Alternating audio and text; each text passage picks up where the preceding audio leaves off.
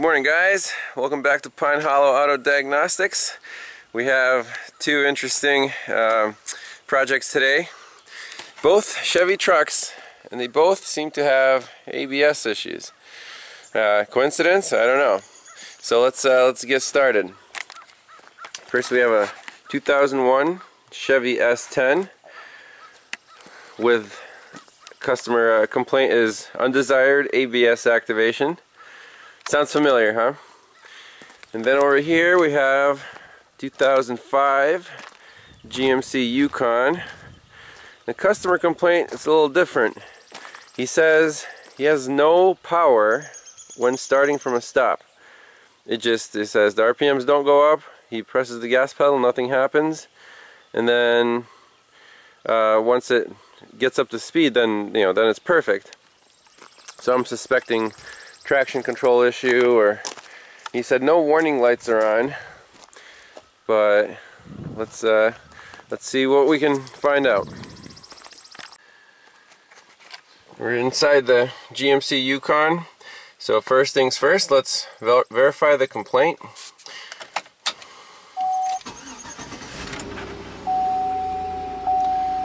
See, it says check tire pressure. Alright, so that's the only change engine oil. Whoa. Now, this thing is loaded to the gills, and I think it has air suspension and all kinds of goodies on it. So, but we're after the low power complaint.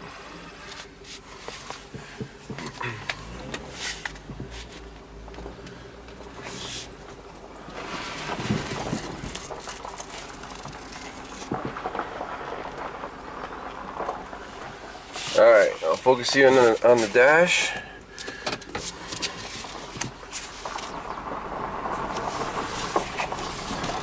So we're going downhill, let's try to stop. Okay.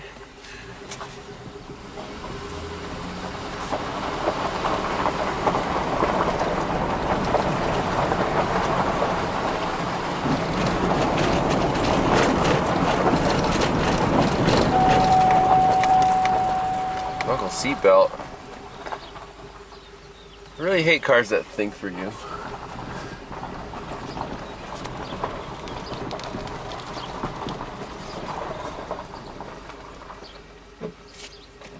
Alright. Oh, traction active. I didn't spin my wheels or anything, so that's a clue. And then at higher speeds, it's power's fine. So it's only at lower speeds, like less than 5 miles per hour. Let's try again. Oh, there you go again, traction active.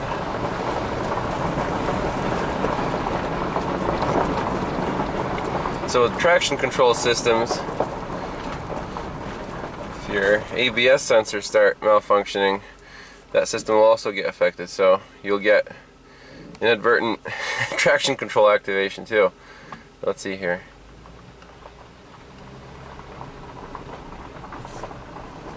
Alright, check this out. I'm flooring it. We're going about 5 miles per hour. It says traction active. So this is what he was talking about. You can't even pull out safely into into traffic. Let the gas go.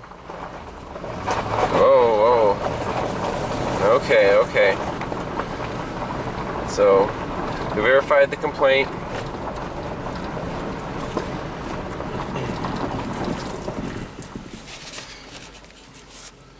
Now let's plug in the scan tool and look at our wheel speeds. We're using the trusty Autel MaxiDAS today for this one. Like I said, by the time the VARS boots up, we'll probably already have found the issue with this thing. It just takes a few seconds to boot.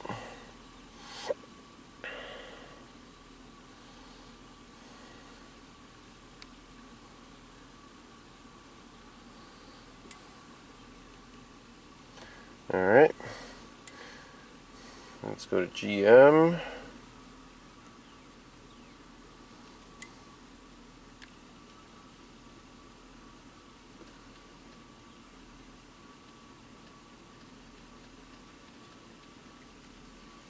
Automated diagnostics.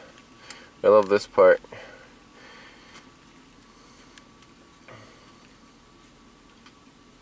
Boom. Yep, 2005, 5.3 liter. Beautiful. So let's just check for codes. I don't expect to find any.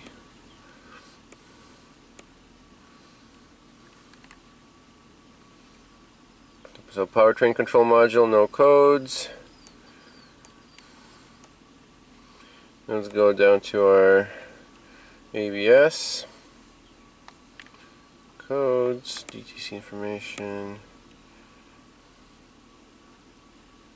No codes. Of course. History. So you would think the system would be smart enough to notice the problem here, but nope.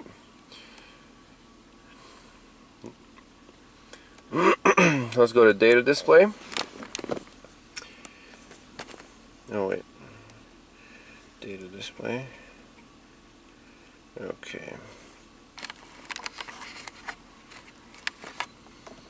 So we have our left front, right front, rear speed. Pay attention to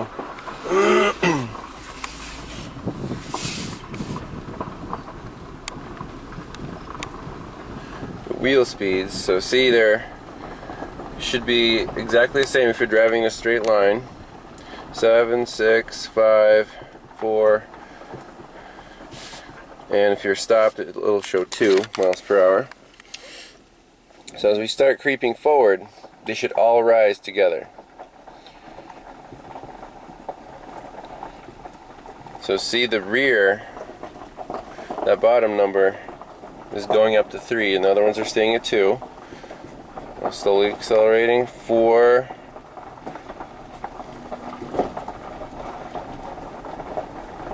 5. We got our ABS actuation up. Oh, okay, there we go. Now they're together again. So what I'm seeing is the left front and the right front are showing 2 until the rear gets up to 5, and then they all go to 6. So what that means is the signals for the 2 front wheels are too weak at low speeds, and they're not registering until we get up to 5 miles per hour. So all this nonsense is happening below 5 miles an hour.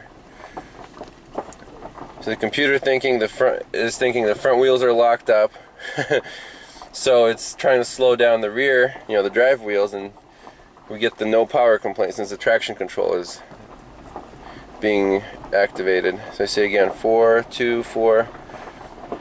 I'm getting the symptom again. I'm flooring it. Got no power because our front wheels are supposedly locked up. So check this out. I push this button right here, disable the traction control. See what happens to our speed. Ready?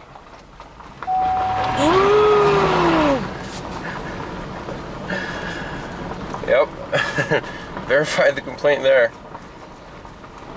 So with no traction control, see, so stability system disabled, there are no issues. You got your V8 power on demand, no problems whatsoever. So let's pull it in and take a look at these ABS sensors. And the typical problem on these GMs is it's called rust jacking, where the rust builds up on the hub and lifts the sensor away from the tone ring, so the signal doesn't register at lower speeds. So again, enable a traction control, start going, flooring it, no response. Turn off the traction control, you get a kick in the pants. Alright, let's pull it in, take the wheels off. Next step in the process, jack up one wheel here, the front wheel, by the control arm so we can spin it. And we'll check for play of the bearing itself, and then see what the scan tool reads while we spin the wheel by hand. So this is another way to confirm the issue.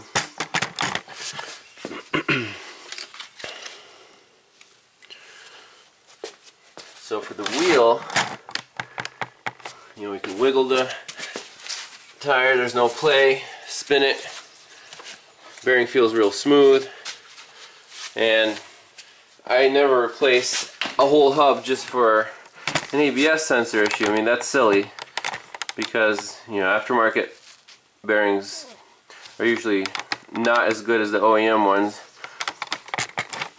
So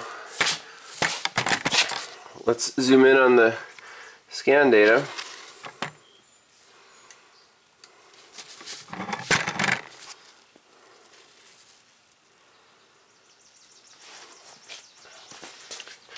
So what I'm going to do is spin the wheel by hand and see at what speed the computer starts registering the signal.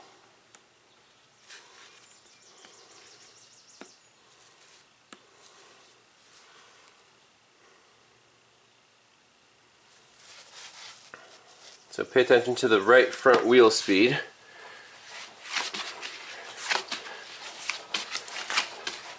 Five, 6, 5, 4, 2.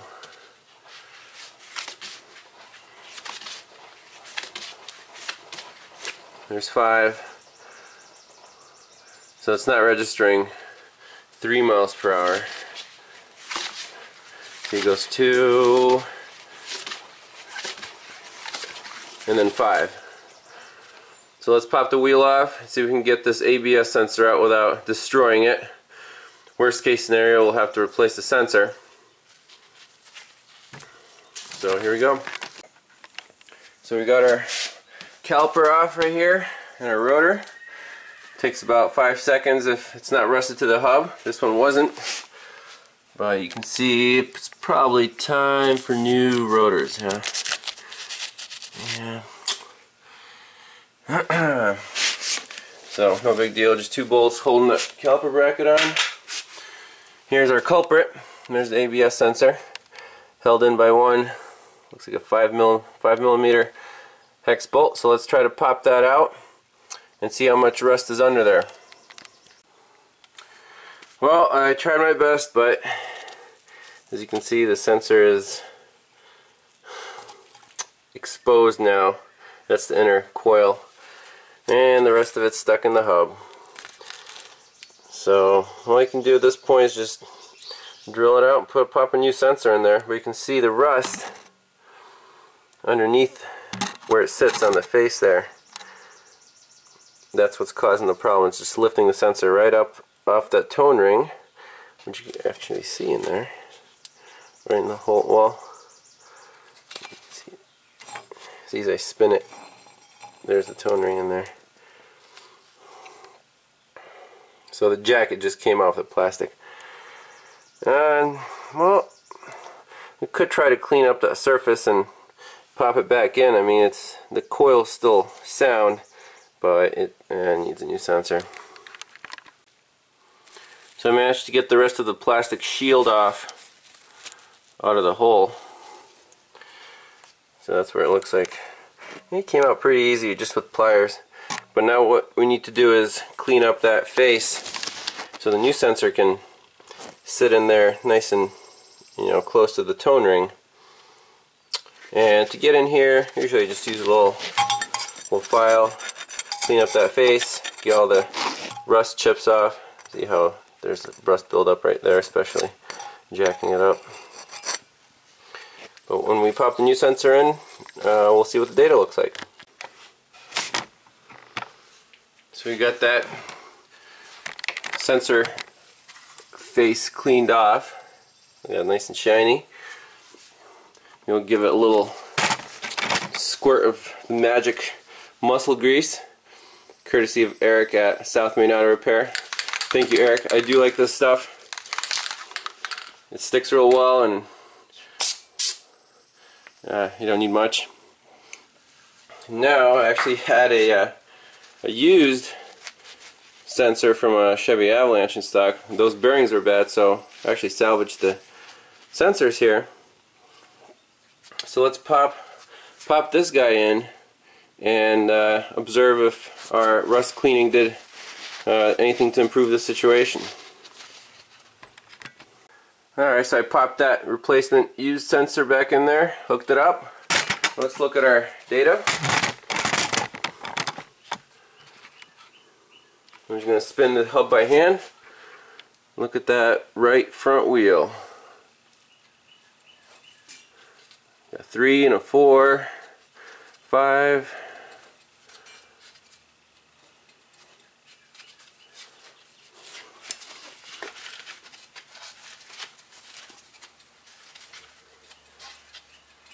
Three, 4, 5, 4, 3. Alright. That looks like a fix for the right front wheel. Let's do the same for the left front.